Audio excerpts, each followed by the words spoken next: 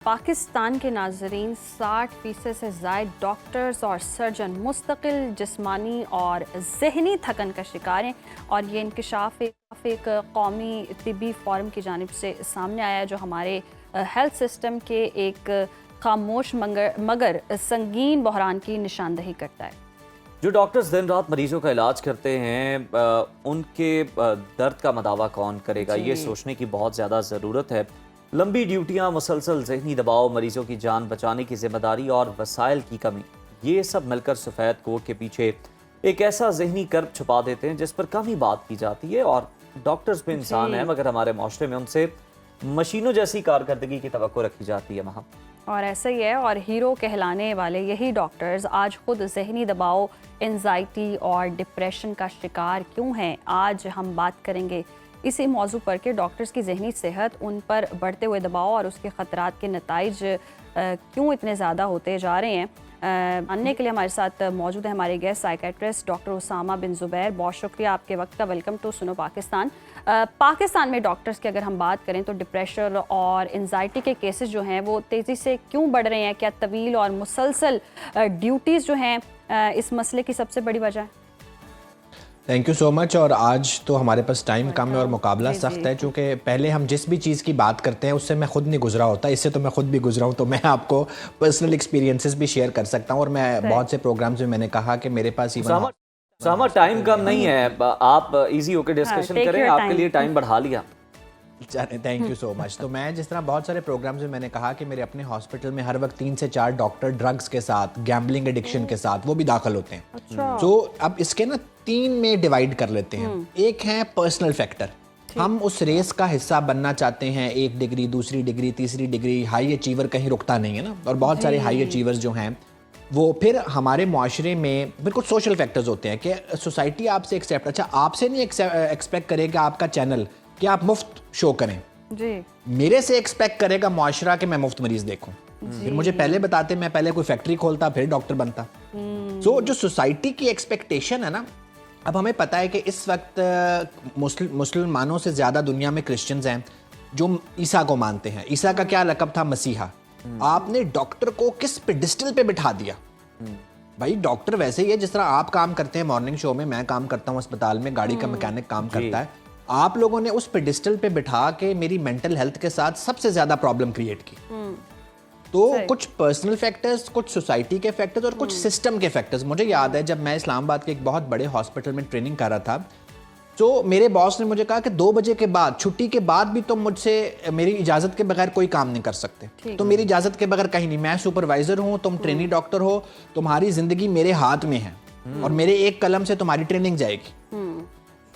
सो जो स्ट्रेस है ना वो काम से शायद इतना नहीं होता। देखें आप, मैं डॉक्टर बनाऊं, बहुत सारे लोग डॉक्टर बनते हैं काम करने के लिए बनते हैं, लेकिन जो वर्क प्लेस बेस्ड स्ट्रेस है जी, वहां जो प्रॉब्लम आता है ना, पॉलिटिक्स है, लोग एक दूसरे को बर्दाश्त नहीं करते हैं।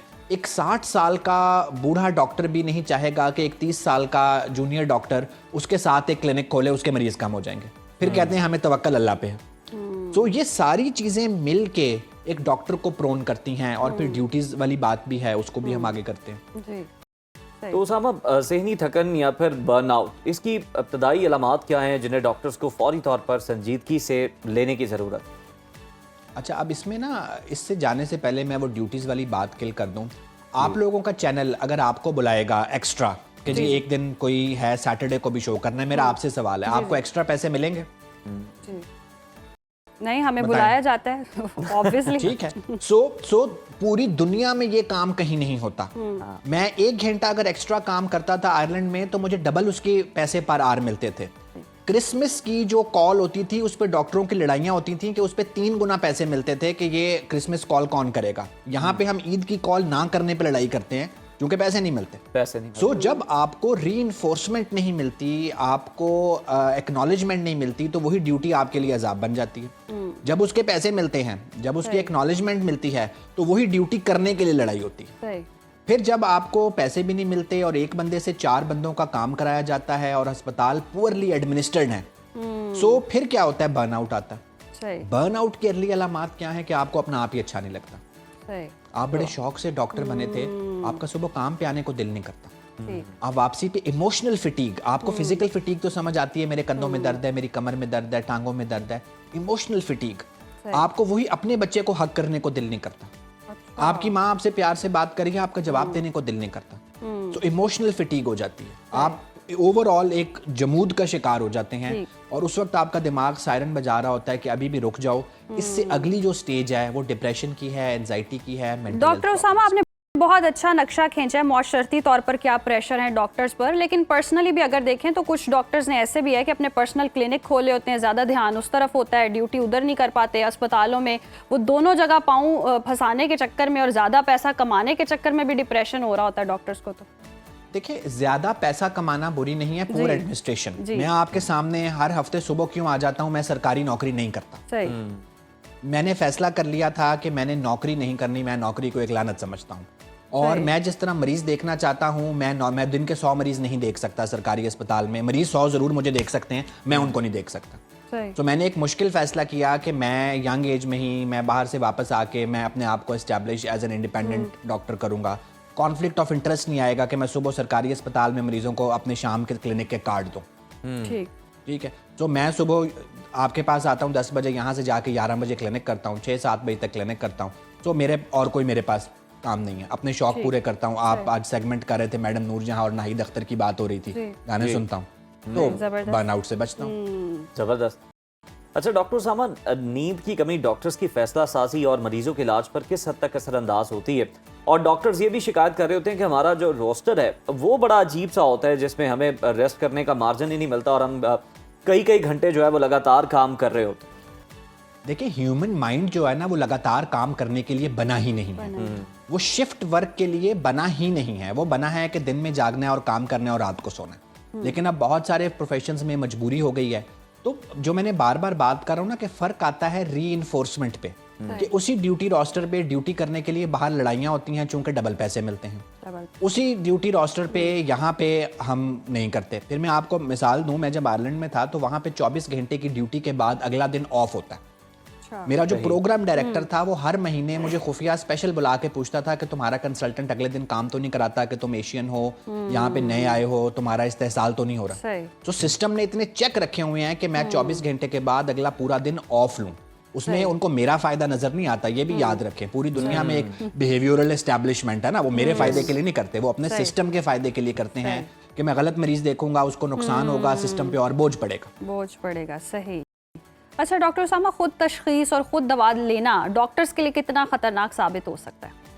अच्छा, ये जितने यंग डॉक्टर्स हैं मैं उनको बड़ी मेहरबानी करके ये बता दूं कि आप ना अपना इलाज करेंगे ना अपने घर वालों और रिश्तेदारों का इलाज करेंगे। मैंने बाहर से वापस आके बड़े रिश्तेदार नाराज किए हैं, बड़े जानने वाले नाराज किए हैं कि आप ना अपना इलाज कर सकते हैं ना जानने वाले का। दूसरा, आप अपने सिम्टम्स को पुश करते जाएंगे। नहीं, मैं डॉक्टर हूँ, मुझे कैसे हो सकता है, मुझे कैसे तकन हो, सारे काम कर रहे हैं। आप अपने सिम्टम्स को अहमियत तब देंगे। मेरे पास कई मेरे आउट पेशेंट ऐसे भी होते हैं कि 15 में से 5 मरीज मेरे आउट पेशेंट में डॉक्टर्स होते हैं। अच्छा। जब वो ब्रेकें नहीं लगाते और गाड़ी के एक्सेलरेटर पे पाँव रखते हैं तो गाड़ी हर वक्त एक्सेलरेशन के लिए नहीं बनी, उसको ब्रेक भी चाहिए, मोबाइल को भी चार्जिंग चाहिए होती है। तो डॉक्टर साहब, डॉक्टर्स में जो हम खुदकुशी की शरह देखते हैं वो आम अफराद से ज़्यादा क्यों रिपोर्ट होती है? क्या ये मसला कोई इंफरादी कमज़ोरी का है या फिर हेल्थ सिस्टम में कोई ना कोई प्रॉब्लम है? देखिए, सिस्टम में भी प्रॉब्लम है। जो मैंने पहले सिस्टम की प्रॉब्लम की बात की ना, कि एक तो आप 24 घंटे अलर्ट रहते हैं। मैं बार बार मिसाल वेस्ट की इसलिए देता हूं कि हम बड़ा आइडियलाइज करते हैं लेकिन उनकी चीज़ें अपनाते नहीं हैं। मेरी वहाँ कंसल्टेंट थी, उसका ज़ाती नंबर मेरे पास भी नहीं था। वो अस्पताल में आके वर्क फ़ोन चार्ज करती थी, इस्तेमाल करती थी, 5 बजे दराज में लॉक करके जाती थी। छुट्टी पे वो बिल्कुल गायब होती थी। मुझे इतने सालों में छुट्टी वाले दिन सिर्फ एक कॉल शायद आई, वो भी गलती से एक नर्स ने डायल की और बाद में उसने मेरे से रिटर्न माफी मांगी। अच्छा। ठीक है। तो यहाँ पे जब 24 घंटे आपके दिमाग को छेड़ा जाएगा, पैसे भी नहीं दिए जाएंगे, बर्न आउट पे ध्यान नहीं दिया जाएगा, आप खुद अपने सिम्टम्स को दीवार से लगाते जाएंगे। फिर आती है अवेलेबिलिटी, कि एक आम बंदा अगर खुदकुशी का सोचेगा, इजी तरीका कहाँ से उसको दवाई मिलेगी नहीं मिलेगी, वो थोड़ा सा पोस्टपोन कर देगा, उसको कोई ले जाएगा।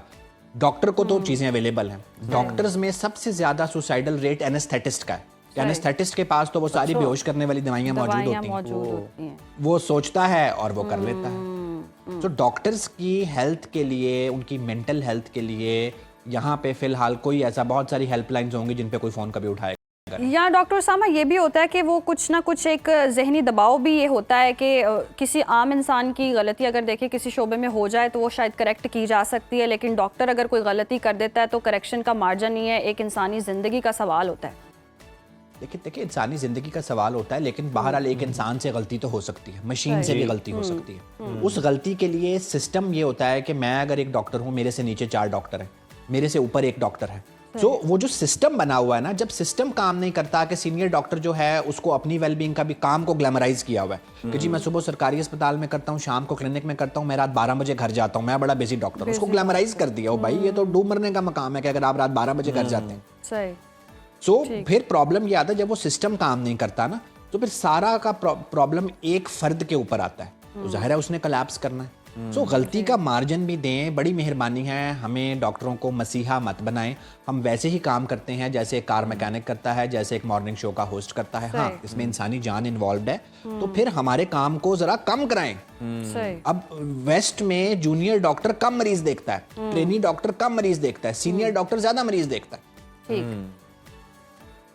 डॉक्टर आज मैं बहुत जज्बाती साउंड कर रहा हूँ क्योंकि मेरे दिल की बात है। दिल की बात है। उसामा, ये डॉक्टर्स के फाइनेंस का भी मसला है, टाइम मैनेजमेंट का भी मसला है, और उन्हें खुद भी कोई ना कोई इसमें स्टेप लेना चाहिए ताकि वो बहुत ज़्यादा थकन का, ज़हनी दबाव का शिकार ना हो, कोई ना कोई हेल्दी एक्टिविटी भी वो कर सकें साथ। जी बिल्कुल, देखें ये तो आपको अपनी बाउंड्री सेटिंग करनी पड़ेगी ना कि मैं अब 3 दिन देर तक क्लिनिक करता हूँ, 3 दिन मैं ऑफ करता हूँ शाम को। ठीक है, तो ये मेरा एक है कि उसमें मैं अपना काम कर लिया, फैमिली को टाइम दे लिया वीकेंड पे। सो आपको अपनी सिस्टम नहीं करेगा, लेकिन फिर प्रॉब्लम ये होता है ना कि आप अपना दिमाग उस पैसे पे ट्यून कर लेते हैं। वो जिस तरह टैक्सी का मीटर चलता है, आपको पता है कि मरीजों का मीटर चल रहा है, और उससे ह्यूमन माइंड फिर बच नहीं सकता। और लेजिस्लेशन कोई है नहीं कि आपने दिन में इससे ज्यादा मरीज नहीं देखने। उसामा, ये भी एक वजह हो सकती है कि हॉस्पिटल में मरीज जो है वो इस कंडीशन के अंदर होते हैं, फिर उनके लवाहिकीन जो है वो भी डॉक्टर को बार बार बुला रहे होते हैं, बातें कर रहे होते हैं, और वो भी अपनी राय दे रहे होते हैं। तो इन चीज़ों से भी डॉक्टर्स जो हैं वो फ्रस्ट्रेट हो जाते हैं थोड़े से। मैं आपको मिसाल एक देता हूँ। मैं आयरलैंड में था तो साइकाट्रिस्ट ऑन कॉल था, रात को मेरे पेशेंट्स आ रहे थे, मैं देख रहा था, तो एक बुजुर्ग आदमी मुझे वो 1 बजे अस्पताल में आए और सुबह 6 बजे तक उनको किसी ने अटेंड नहीं किया।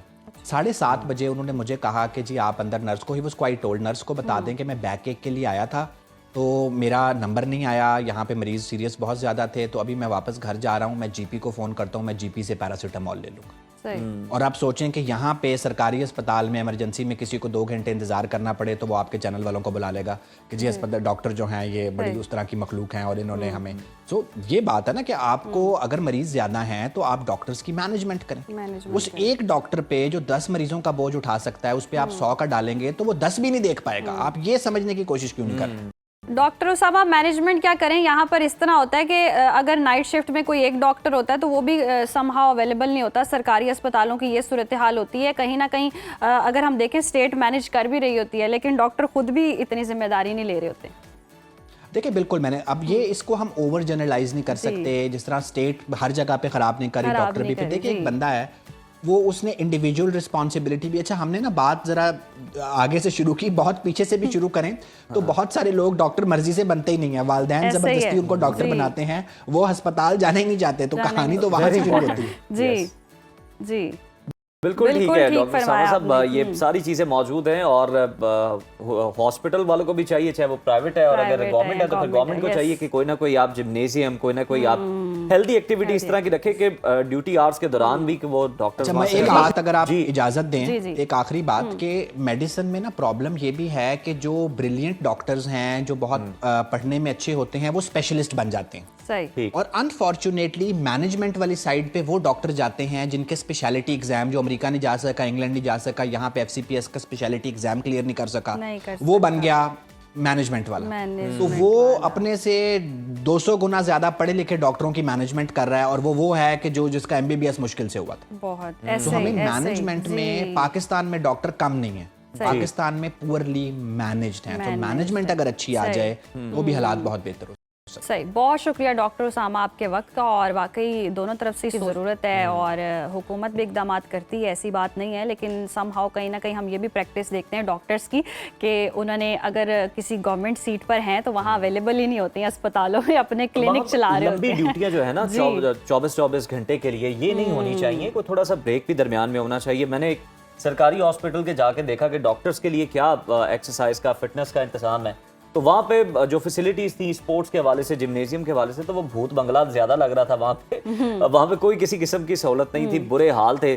तो वहाँ पर डॉक्टर्स जाके किस तरह से रिलैक्स कर उज़ैर, सकते हैं? आपका एक्सपीरियंस अलग होगा, मेरा बहुत डिफरेंट है। मैंने देखा है डॉक्टर्स बड़े रिलैक्स भी होते हैं, अवेलेबल भी नहीं होते, सरकारी डॉक्टर्स खास तौर पर, और इनके अपने प्राइवेट क्लिनिक होते हैं, वहाँ इनकी तरजीह ज़्यादा होती है, और जो गवर्नमेंट के जो मरीज होते हैं या वहाँ आ रहे होते हैं तो इनकी कोशिश होती है ये प्राइवेटली उनको डील करें ताकि ये उनके क्लिनिक पे जाए, ज़्यादा पैसा कमाए, ज़्यादा पैसा कमाने के चक्कर में भी दबाव का शिकार होते हैं। Available for valuable. यस, तो ये चीज़ अगर ना करें तो जहनी दबाव थोड़ा कम भी हो सकता है, इतना भी नहीं है कि 24 घंटे ये ड्यूटी कर रहे होते हैं, कहीं ना कहीं मार्जिन इनको मिल रहा होता है। दोनों साइड की बात होनी दोनों चाहिए, साइड की बिल्कुल। बात होनी चाहिए, इसलिए मैंने कहा कि दोनों साइड का हम वो मामला रख दें ताकि आवाम सोच सकें कि अपने अपने एक्सपीरियंस आप भी शेयर कर सकते हैं, कमेंट में बता सकते हैं। और मैं आपसे एक्सपेक्ट कर रहा था क्योंकि मुझे पता है आपका एक्सपीरियंस एक बार हॉस्पिटल में ऐसा हो चुका है, तो यस, तो बहुत ठीक है, अच्छी बात है, निशानदेही की है, ये करनी चाहिए। आप भी कोई अपना एक्सपीरियंस इस तरह का है तो कमेंट सेक्शन में शेयर कर सकते हैं, हम उसको भी हाईलाइट करेंगे जनाब, उस पर भी बात करेंगे।